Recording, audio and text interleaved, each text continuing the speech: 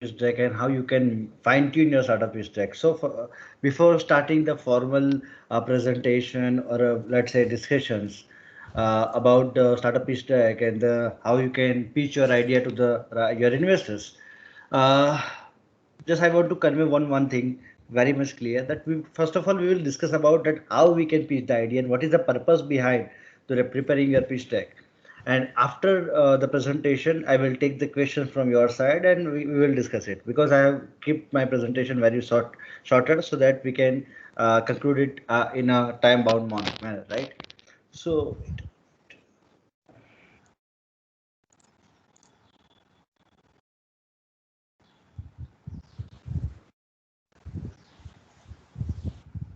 I hope this is visible to all of you. Hi, yes, sir. Yes, sir. So this is the topic. Today's topic is a fine tune your startup pitch. When we are talking about the startup pitch, startup pitch is something where this is what you are pitching to the ultimate your SSIP Nodal Center or a Startup Gujarat Nodal Center or any of the local or a global investors. So pitch deck is something where this is what your the plan or action plan or presentation. Through this presentation, your investor or the stakeholders are getting the actual idea what you are working upon and how your work is getting benefited by all the stakeholders. So let's come to the point. So this is what the idea about fine tuning team, fine tuning your startup pitch. So and this is what we do. So we are one of the, as Darshan sir mentioned. So we are one of the launchpad and accelerator program along with the incubation program. So let's come back to the point on the what is the pitch deck. So we can say the pitch deck is a presentation where you are keeping all the details about your startup, that how what problem you are solving, how you are solving, what are the business opportunity lies into your startup ideas, and how you are attracting your let's say investor or listed stakeholders in your startups to grow your venture to the next level. So whether it is a let's say uh, this pitch deck is generally prepared for multiple purposes. So one purpose is to attract the investors and the centers and the financial institutions to get attract the good capital amount. The second purpose is uh, to orient your new staff members and the stakeholders to associate with you, that how passionately you are working about your startups, what will be the future goals, and how you are going to achieve that future goals. So this is how you are use this pitch deck in the multiple use cases. So for any of the pitch deck, the sequence and structure matters a lot. So how you are conveying your let's say your startup idea, that matters a lot. Let's say if you are studying anything in the civil engineering and you are just theoretically studying it, let's say if I'm talking about computer programming, if I am only studying only referring the the theoretical aspect of all this thing, that how you should build a flow chart algorithms, so it will be a very boring thing to convey.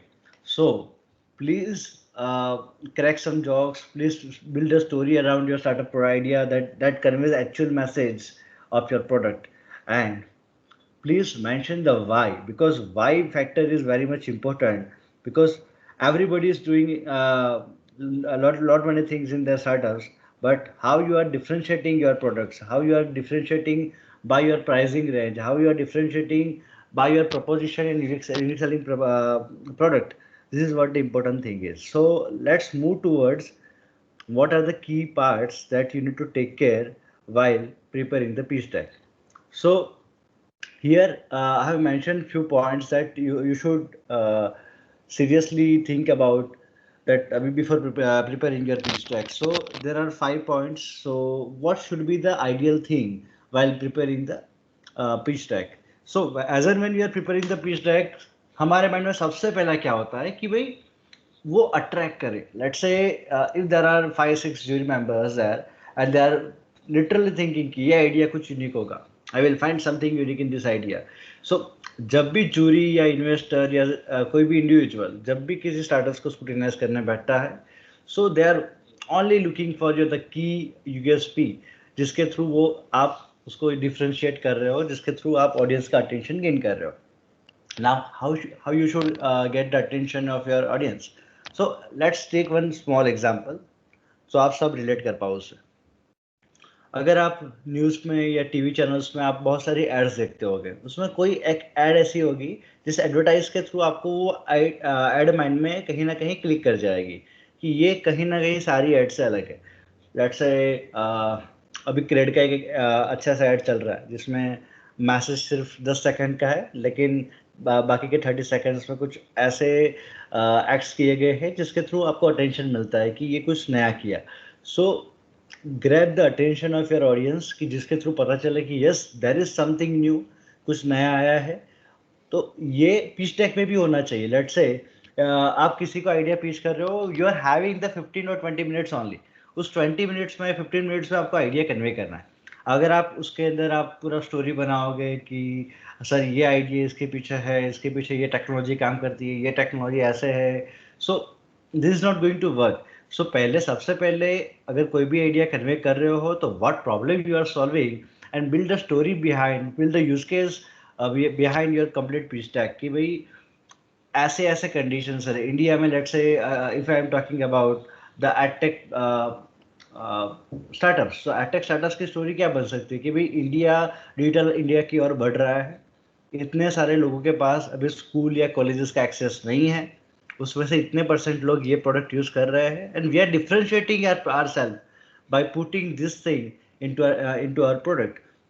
और उसके अंदर फिर आप value preposition दिखा रहे हो, business आरओआईस दिखा रहे हो, बिजनेस मॉडल्स दिखा रहे हो, तो इसके लिए एक स्टोरी बनानी पड़ेगी। So the first thing is to how you are building the story behind your product. The second is to describe the problem, because the in the most of the cases what happens is कि किसी ने OYO rooms बनाया, किसी ने जोमेटो बनाया, किसी ने बिग बास्केट बनाया, on a very next day कोई स्टार्टअप आ जाएगा और बोलेगा कि sir we are also doing the similar kind of thing but we are having one USP.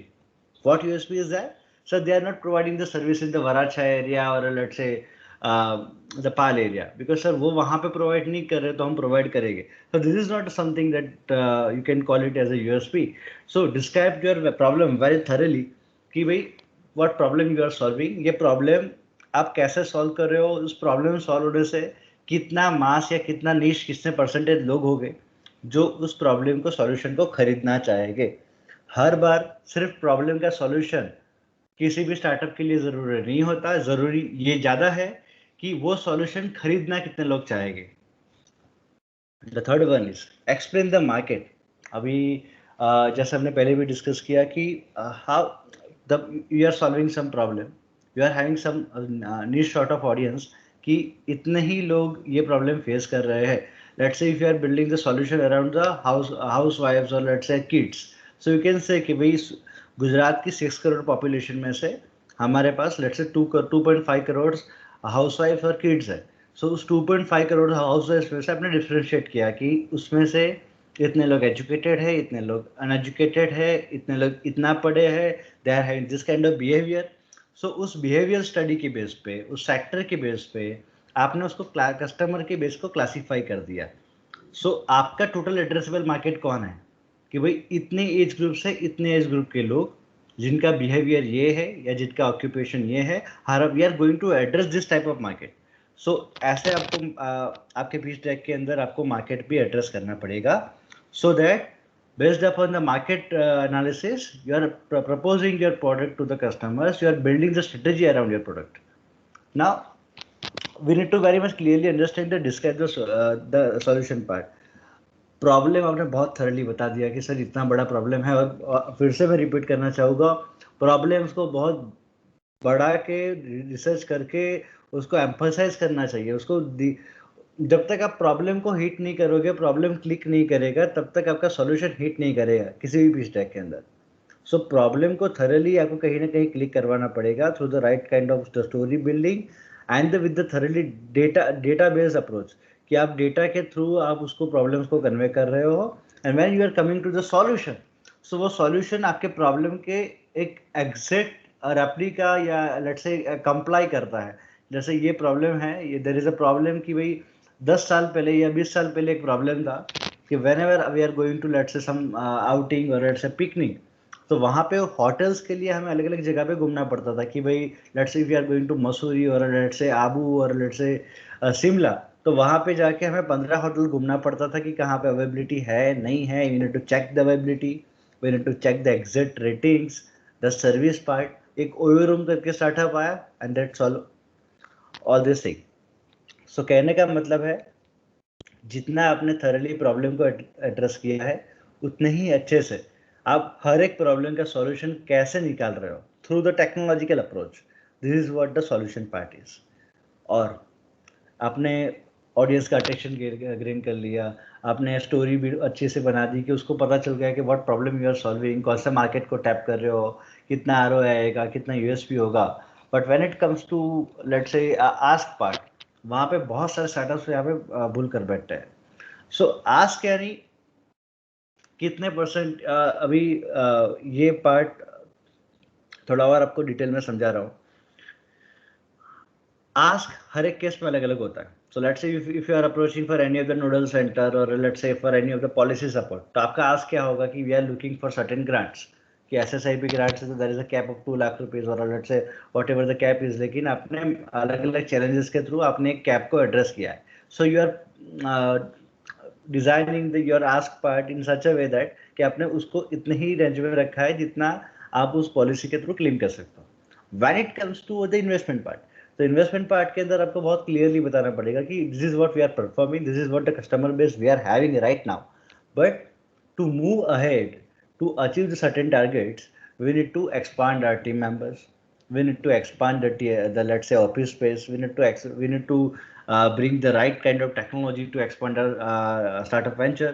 तो उसके लिए जो कैपिटल आपका एक्सपेंडिचर्स होने वाला है, जो ऑपरेशनल एक्सपेंडिचर्स होने वाला है, वो आपको अच्छे से दिखाना पड़ेगा. और उसके भी बिहाफ में आप जो उनको ऑफर कर रहे हो, शेयर, इक्विटी, डिविडेंड, जो भी है इंटरेस्ट, तो वो आपको आपके आस्क पार्ट के अंदर बहुत इजीली मेंशन करना है. सो ये है कि ये सारी चीज़ों को मेंशन करें, लेकिन कैसे मेंशन करना है, what are the key parameters and what you need to take care of, तो अभी हम उसको थोड़ा देखेंगे.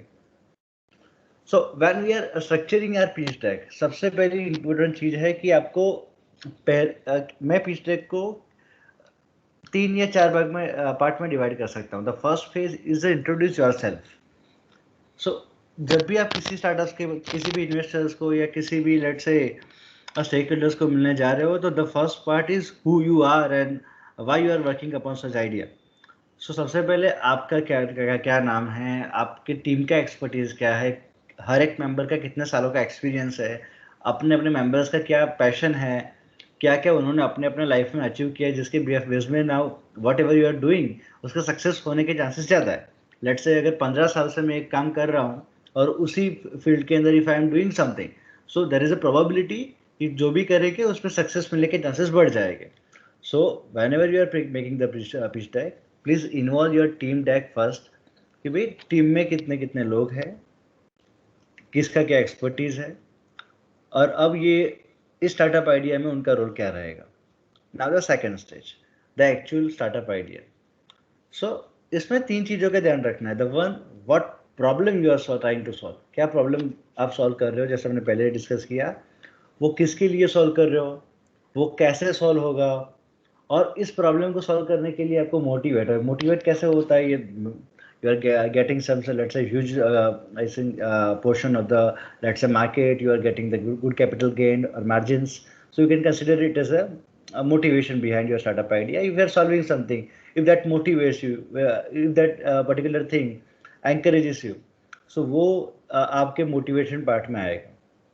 Then how you are unique in the market. Let's say there are n number of players, those who are doing the similar thing, they are solving the problem by the different approach. That let's say if you are solving the problem with a different approach, your competitor is solving the problem with a different approach and the let's say methodology. So you need to mention that how you are differentiating yourself in the market, why your product and service people will going to buy it.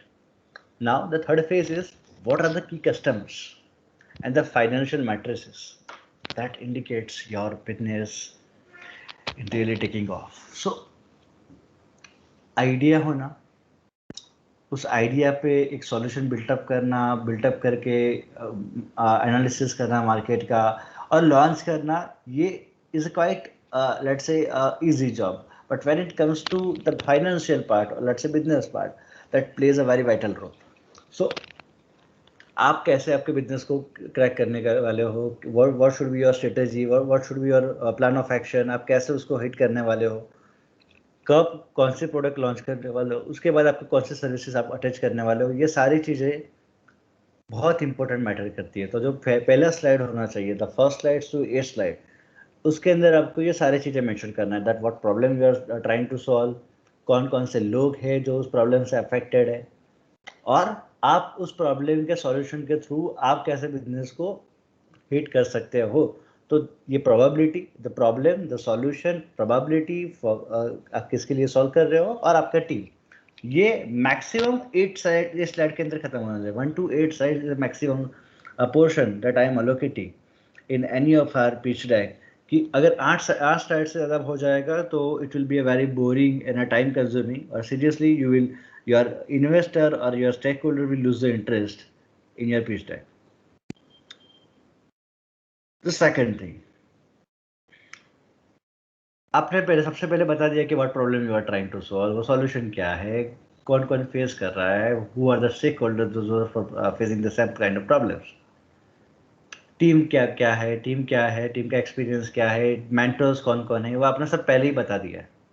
लेकिन जो सबसे crucial part आएगा वो है second phase, जिसके अंदर आप उस सॉल्यूशन को कैसे मार्केट में लाने वाले हो, how your business model is going to work, customers कौन है, उनका बिहेवियर क्या है, आप कस्टमर्स को कैसे अप्रोच करेंगे, हर एक कस्टमर्स को अक्वायर करने की कॉस्ट क्या रहेगी, और कस्टमर को रिटेन रखने की कॉस्ट क्या रहेगी. सो सिर्फ कस्टमर को आइडेंटिफाई करना is one thing, but putting all this thing in your business plan, कि भाई कैसे एक्वायर करोगे, कितने रेडियो एड होगे, कितने टीवी एड होगे, कैसे अप्रोच करोगे, 1-to-1 रहेगा या 1-to-many रहेगा, what should be the perfect strategy for your product. तो ये स्ट्रेटजी बनाने के बाद उस स्ट्रेटजी पे, उस मार्केटिंग एक्सपेंडिचर्स पे, सेल्स एक्सपेंडिचर्स पे, जब कस्टमर साइन अप करता है या आपकी प्रोडक्ट लेता है, उस प्रोडक्ट को अगर डिवाइड करोगे तो you will get your customer acquisition cost, कि एक कस्टमर एक्वायर करने का कॉस्ट आपको कितना पड़ रहा है, और उसको आप स्ट्रेटेजिकली कितना डाउन ले जाओगे.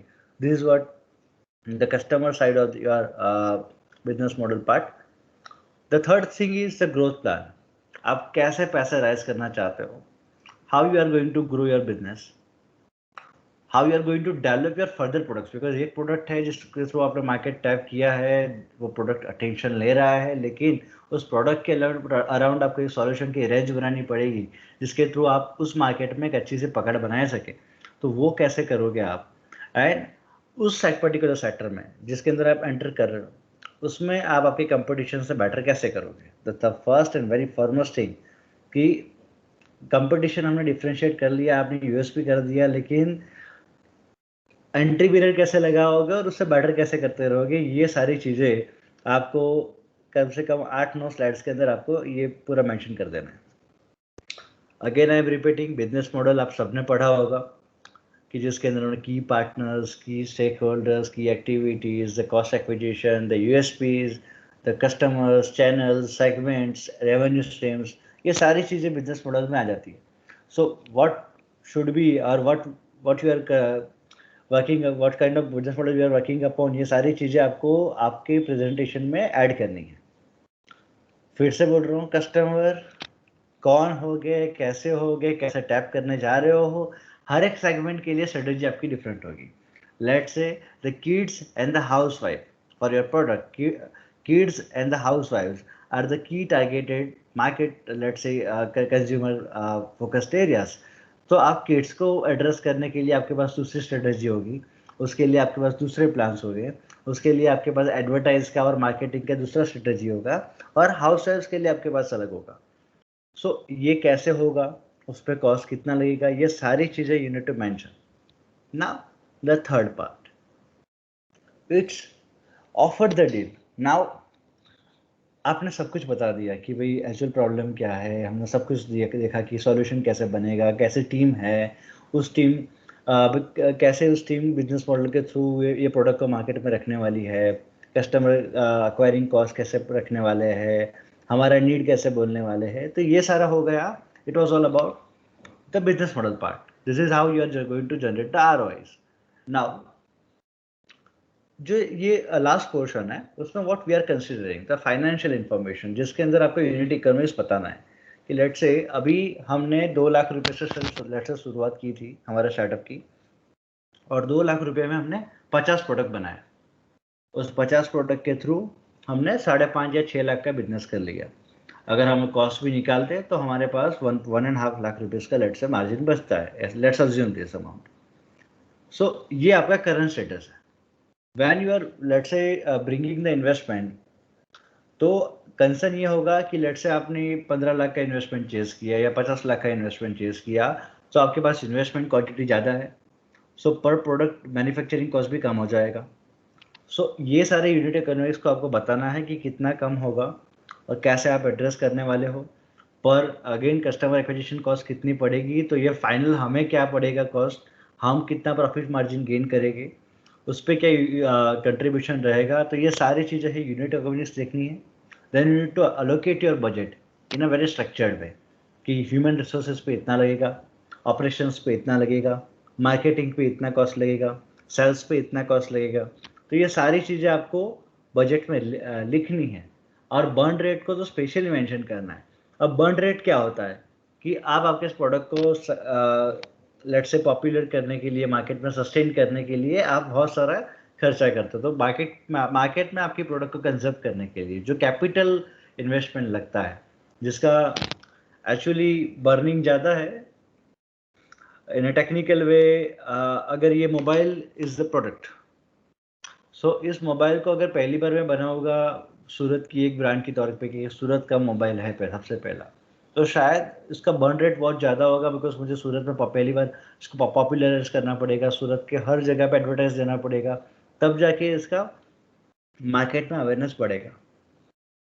लेकिन पीरियोडिक टाइम पे इसका मुझे मार्केटिंग कम करना पड़ेगा, बिकॉज लोगों को पता चल चुका है, तो मेरा कॉस्ट कम हो जाएगा। सो वो जो बर्न रेट है वो टाइम टू टाइम वेरी करेगा।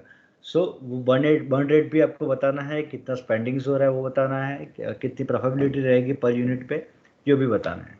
इसके साथ साथ सेल्स का फॉरकास्ट। सो लेट्स से आपको आपने सर 50 लाख रुपीज़ के लिए चेस किया है।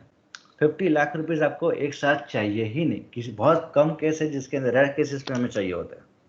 पहले महीने में हमें 50 लाख नहीं चाहिए होता है, या पहले महीने में 1 करोड़ नहीं चाहिए होता है। तो पहले महीने में वो उस अमाउंट का एक पार्शियल एक प्रपोर्शन चाहिए होता है कि सबसे पहले हम इतना इन्वेस्टमेंट करेंगे, इतना बन जाएगा, फिर इतना पैसा और लगेगा। तो कैसे कैसे कौन से टाइम में, फर्स्ट मंथ में कितना लगेगा, सेकंड मंथ में कितना होगा, थ्रू आउट फर्स्ट क्वार्टर क्या रहेगा, सेकंड क्वार्टर क्या रहेगा, थर्ड क्वार्टर क्या रहेगा, ये सारी चीज़ें आपको कैश फ्लो फोरकास्ट में, ये आपका कैपिटल जो आपने इन्वेस्टमेंट लगाया है उसके सामने कितना रिटर्न आएगा, कैश फ्लो कितना रहेगा, वो आपको फोरकास्ट करना है कि इतना हमारा खर्चा होगा और इतना रेवेन्यू वी आर एक्सपेक्टिंग। सो ये सारी चीज़ें जो है ये आपके फाइनेंशियल इंफॉर्मेशन के अंदर आपको मेंशन करनी ही है। So slide number 19 to slide number 22 ये वैरी करता है आपके किसी बहुत सारे केसेस में 3-4 स्लाइड में भी खत्म हो जाएगा, बहुत सारे केसेस में 2 स्लाइड में भी खत्म। So it is all about the what product you are addressing, what sector you are addressing, but minimum जो हम एक्सपेक्ट करते हैं ये कम से कम 4 स्लाइड होनी चाहिए जिसमें आप डील ऑफर कर रहे हो। Now, what investors will get? Let's say if anyone, let's say if I'm giving 50 lakh rupees as an investment, तो investors को क्या मिलेगा, कितना रिटर्न मिलेगा, कितनी इक्विटी मिलेगी, जब भी इन्वेस्टमेंट किया है कब डबल होगा या कब मेरा पोर्शन में ब्रेक इवन पे आ जाएगा। This is what the part that you need to mention very carefully. And the third thing, the use of the proceeds. आप एक अलग स्ट्रक्चर में कंपनी रजिस्टर्ड किए होंगे, वेदर इट इज एलएलपी और प्राइवेट लिमिटेड और प्रोप्राइटरशिप फर्म और partnership firm. उसके थ्रू आपका एक बिजनेस मॉडल होगा, टैक्सेशन के स्लैब्स आपके अलग अलग हो रहे होंगे, तो क्या प्रोसेस रहेगा, कौन से पार्टनर एग्जिट लेगा, कैसे डायरेक्टर्स आएंगे, बोर्ड्स का क्या आप व्हाट यू आर प्रपोजिंग कि बोर्ड में आप कितने शेयर्स दे रहे हो। तो ये सारी चीज़ें हैं जो आप प्रपोज कर रहे हो। तो जो लास्ट की 4 स्लाइड है आपके पीच टैग के अंदर, ये सारी डिटेल्स मेंशन करनी होनी चाहिए, जैसे unit economics, budget, cash flow forecast, the investment को आप कितना इक्विटी ऑफर कर रही हो, कितना शेयर ऑफर कर रही हो, कितना इंटरेस्ट रेट पे आप इसको आप नेगोशिएट कर रहे हो। अच्छा, थर्ड थिंग इज कि उसके साथ साथ आप क्या प्रोसेस रहेगा क्या एडिशनल आपके ऑफरिंग्स है, ये सारी चीज़ें भी आपको मेंशन करना है। सो ये सारी बहुत टेक्निकल बातें थी जो अभी तक हमने डिस्कस की। फटाफट हम इसको रिवाइज कर लेते हैं and then we will take the Q&A part.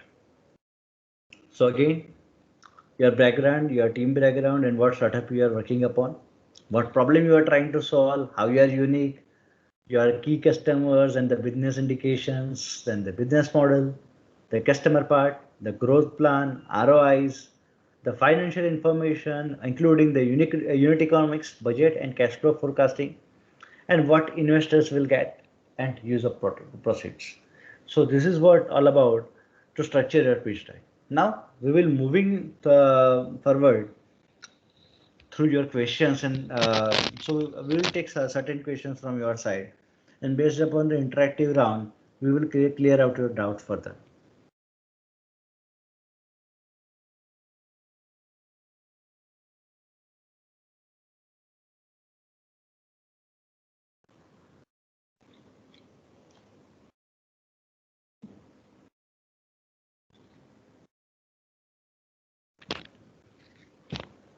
Okay, so if you are having any of the question, please do write in the chat box so that we can interact and we can solve the questions, because yes, it was a thoroughly theoretical kind of presentation where we discussed about the theoretical aspects of pitch deck. आपकी pitch deck में क्या क्या होना चाहिए, आप 15 से 20 minute के अंदर ये सारी इंफॉर्मेशन कैसे कैरिड आउट करोगे, ये सारी इंफॉर्मेशन अभी तक हमने डिस्कस की। नाउ दो चीज़ें और हम उसके अंदर डिफ्रेंशिएट कर सकते हैं। पिच डेक दो टाइप की होती है, the one is elevator pitch and the financial startup pitch deck. जो हमने डिस्कस किया वो था एक कंप्लीट पिच डेक जो आप किसी भी इन्वेस्टर्स को पिच करते हो। When it comes to elevator pitch यानी 1 या 2 मिनट का पिच डेक है। आपने सिर्फ 4 लाइन में आपके प्रोडक्ट के बारे में बता दिया है, इसको आप एलिवेटर पिच बोलते हो कि this is what. So we are having we are let's say if I am talking about this phone, again I am taking the repeated example of this phone. So if this phone is my, let's say, ultimate startup solution or a product, so what should be the elevator pitch? So we are the consumer mobile device company that solves the real time, the AI based camera. We are solving the capability, we are enhancing the capability of the mobile phones through the AI technology and the improved processors. तो ये जो सारी चीज़ें हैं 4-5 line के अंदर आपने summarise करके इसको जो बोल दिया, ये होता है किसी भी प्रोडक्ट का एलिवेटर पिच, जिसमें आपको प्रोडक्ट क्या करती है, 1 या 2 लाइन में आपने प्रोडक्ट के बारे में बता दिया, व्हाट प्रॉब्लम इट सॉल्व्स। और आपका अगर एक लाइन और भी ऐड कर सकते हो तो we are the one of the fastest growing, let's say something something. So you can also mention that fastest growing और इमर्जिंग, आप कौन से लेवल पे काम कर रहे हो। Let's say if you are an early stage entrepreneur, yeah, early stage startup company, so you need to mention that we are one of the early stage startup venture that solves the particular problem in such a manner. So ये आपका हो गया elevator pitch.